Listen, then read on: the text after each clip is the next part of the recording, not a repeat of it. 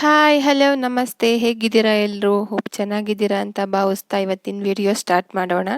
ಈ ಹಣ್ಣನ್ನೆಲ್ಲಾದರೂ ನೋಡಿದ್ದೀರಾ ನೀವು? ಬನ್ನಿ ಈ ಹಣ್ಣು ಬಗ್ಗೆ ಸ್ವಲ್ಪ ಮಾಹಿತಿ ತಿಳಿಯೋಣ. ಹಾಗೆ ಇದರ ರಸಾಯನ ಹೆಂಗೆ ಮಾಡೋದು ಅಂತ ನಾನು ಈ ವಿಡಿಯೋದಲ್ಲಿ ತೋರಿಸ್ಕೊಡ್ತೀನಿ. ಸ್ಕಿಪ್ ಮಾಡದೆ ಕಂಪ್ಲೀಟ್ ವಿಡಿಯೋ ನೋಡಿ.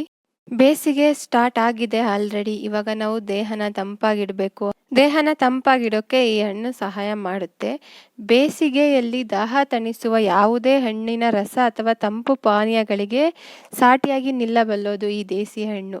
ಈ ಹಣ್ಣಿನ ಪರಿಮಳ ಹೆಂಗಿರುತ್ತೆ ಅಂದರೆ ಇದಕ್ಕೆ ಮನಸ್ಸೋಲದವರೇ ಇಲ್ಲ. ತುಂಬ ಜನ ಇಷ್ಟಪಡ್ತಾರೆ ಈ ಹಣ್ಣನ್ನ. ಇದನ್ನು ಒಂದ್ಸಲ ತಿಂದರೆ ಪದೇ ಪದೇ ತಿನ್ಬೇಕಂತ ಖಂಡಿತ ಅನಿಸುತ್ತೆ. ನೀವು ಯಾರಾದರೂ ತಿಂದಿಲ್ಲ ಈ ಹಣ್ಣನ್ನ ಅಂದರೆ ಒಂದ್ಸಲ ತಿಂದು ನೋಡಿ. ನಾನು ಹೇಳಿದ ನಿಜನೋ ಇಲ್ವೋ ನಿಮಗೆ ಗೊತ್ತಾಗುತ್ತೆ. ಬೇಸಿಗೆಗಾಲದಲ್ಲಿ ಈ ಹಣ್ಣಿಗಂತೂ ತುಂಬ ಡಿಮ್ಯಾಂಡು. ಯಾವುದು ಈ ಹಣ್ಣು ಹಾಗಾದರೆ?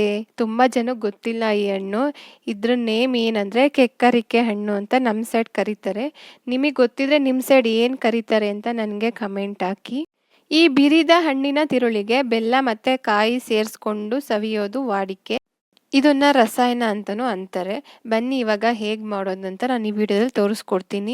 ನೋಡಿ, ಕೆಕ್ಕರಿಕೆ ಹಣ್ಣು ಹಣ್ಣಾಗಿದೆ, ನೀವೇ ನೋಡ್ತಾ ಇರ್ಬೋದು. ಇದು ಹಣ್ಣಾಗಿದೆ. ಇವಾಗ ಇದ್ರ ಸಿಪ್ಪೆನ ಹೇಗೆ ತೆಗೆಯೋದು ಅಂತ ತೋರಿಸ್ಕೊಡ್ತೀನಿ ನೋಡಿ.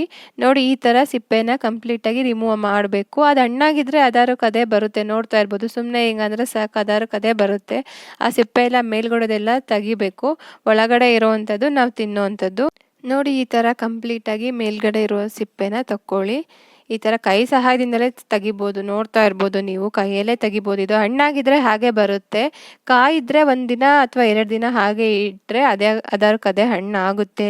ನೋಡಿ, ಒಂದು ಚಾಕ್ ಸಹಾಯದಿಂದ ಈ ಥರ ಮಧ್ಯಕ್ಕೆ ಕಟ್ ಮಾಡ್ಕೊಳ್ಳಿ. ನೋಡಿ, ಇಲ್ಲಿ ಒಳಗಡೆ ಬೀಜ ಕಾಣಿಸ್ತಾ ಇದೆನಲ್ಲ, ಅದು ತಿನ್ನೋವಂಥದ್ದಲ್ಲ, ಅದನ್ನೆಲ್ಲ ತೆಗ್ದಾಕ್ಬೇಕು. ನೋಡಿ, ಇಲ್ಲಿ ಹಣ್ಣಾಗಿದೆ, ಅದರಕ್ಕದೇ ಹೇಗೆ ಬಿಡ್ಕೋತಾ ಇದೆ ಅಂತ ನೋಡ್ತಾ ಇರ್ಬೋದು ನೀವು. ನೋಡಿ, ಈ ಥರ ಒಂದು ಸ್ಪೂನಲ್ಲಿ ಈ ಥರ ಬೀಜಗಳ್ನ ಒಳಗಿರೋವಂಥದ್ದನ್ನೆಲ್ಲ ಕಂಪ್ಲೀಟಾಗಿ ತಕ್ಕೊಳ್ಳಿ. ಅದು ತಿನ್ನೋವಂಥದ್ದಲ್ಲ, ಅದನ್ನು ಕಂಪ್ಲೀಟಾಗಿ ಎಲ್ಲ ರಿಮೂವ್ ಮಾಡಬೇಕು. ಈ ಹಣ್ಣು 2 kg ಇದೆ, ನೋಡ್ತಾ ಇರ್ಬೋದು. ಈ ಹಣ್ಣು 2 kg ಇದೆ. 2 kg ಹಣ್ಣಿಗೆ ಹೇಗೆ ರಸಾಯನ ಮಾಡೋದು ಅಂತ ನಾನಿಲ್ಲಿ ತೋರಿಸ್ಕೊಡ್ತೀನಿ ನೋಡಿ. ಈ ಥರ ಕಂಪ್ಲೀಟಾಗಿ 1 ಸ್ಪೂನ್ ಸಹಾಯದಿಂದ ತೆಗೀರಿ ಎಲ್ಲ ಫುಲ್ಲು. 2 ಹೋಳಲ್ಲೂ ಈ ಥರ ಕಂಪ್ಲೀಟಾಗಿ ತಕ್ಕೊಂಡಿದ್ದೀವಿ, ನೋಡ್ತಾ ಇರ್ಬೋದು ನೀವು. ತಗೊಂಡು ಇಲ್ಲಿ ಒಂದು ಬಾಣಲಿಯಲ್ಲಿ ಹಾಕ್ಕೊಂಡಿದ್ದೀವಿ.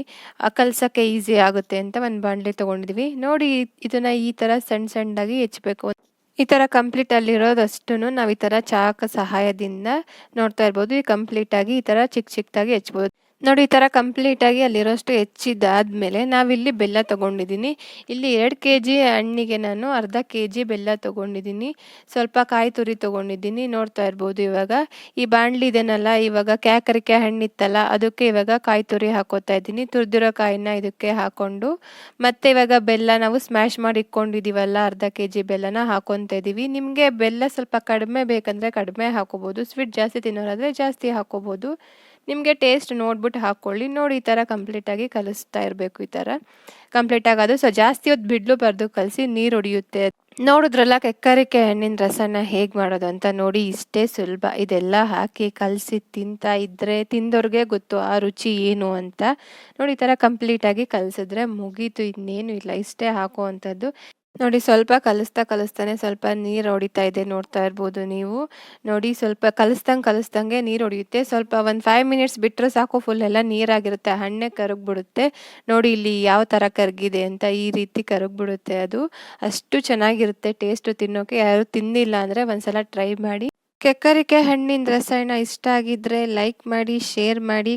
ನೀವು ಮಾಡಿ ನೋಡಿ ಹೇಗಿತ್ತು ಟೇಸ್ಟ್ ಅಂತ ನನಗೆ ಕಮೆಂಟ್ ಮಾಡಿ ಅಂತ ಹೇಳ್ತಾ ನೆಕ್ಸ್ಟ್ ವಿಡಿಯೋದಲ್ಲಿ ಮತ್ತೆ ಸಿಗ್ತೀನಿ. Thank you for watching.